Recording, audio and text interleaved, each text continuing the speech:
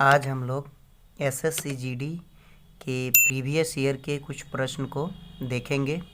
प्रश्न है, P और Q मिलकर किसी काम को 15 दिनों में कर सकते हैं। P Q से 3 गुना कुशल है, तो P अकेले इस काम को कितने दिनों में कर सकता है। प्रश्न में दिया हुआ है कि जो P है वह Q से 3 गुना अधिक कुशल है। इसका मतलब ये उनका क्या चीज़ का क्षमता का अनुपात दिया हुआ है। अब हम यहाँ से क्या करेंगे कि कुल कार्य निकालेंगे।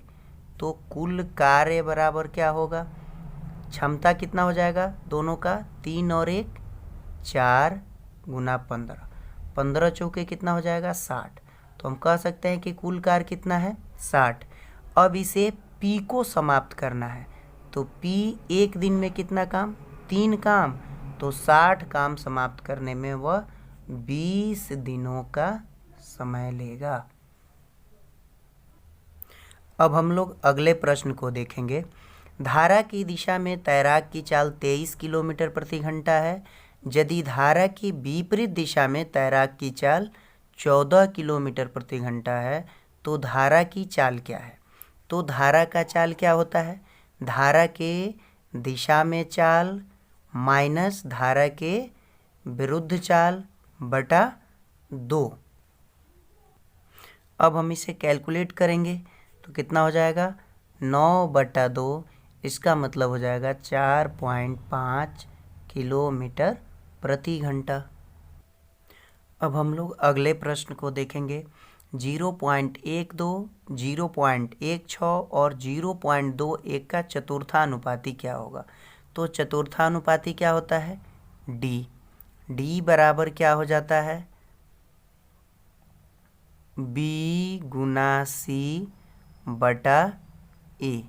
B का मान कितना है 0.16 गुना C का मान है 0.21 बटा 0.12 हो जाएगा। अब यहाँ से क्या होगा, पॉइंट से पॉइंट कैंसिल हो जाएगा। 4 से 4 बार में, 4 से 3 बार में, 3 से कट जाएगा 0.07 बार में। जब हम इसे गुना करेंगे तो इसका आंसर होगा 0.28। अब हम लोग अगले प्रश्न को देखेंगे।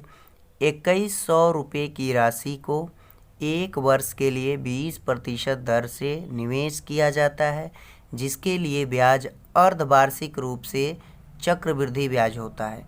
तो चक्रवृद्धि ब्याज ज्ञात कीजिए। देखिए यहाँ पे ब्याज का संयोजन अर्धवार्षिक है, तो दर को आधा कर दिया जाएगा और समय को दोगुना कर दिया जाएगा। अब 2 साल की ब्याज हमें निकालना है, तो हम लिख लेंगे 1 साल और 2 साल।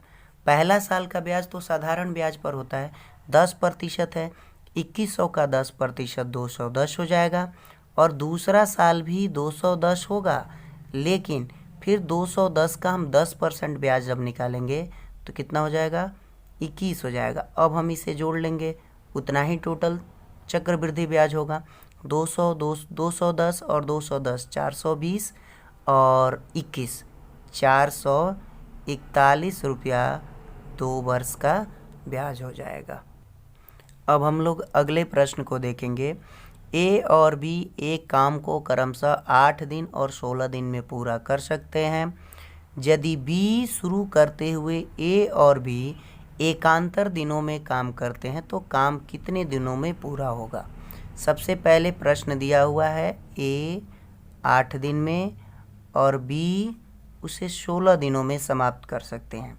तो सबसे पहले हम इनका लॉसल लेंगे तो टोटल काम निकल जाएगा, इनका 2 और ये 1 हो जाएगा।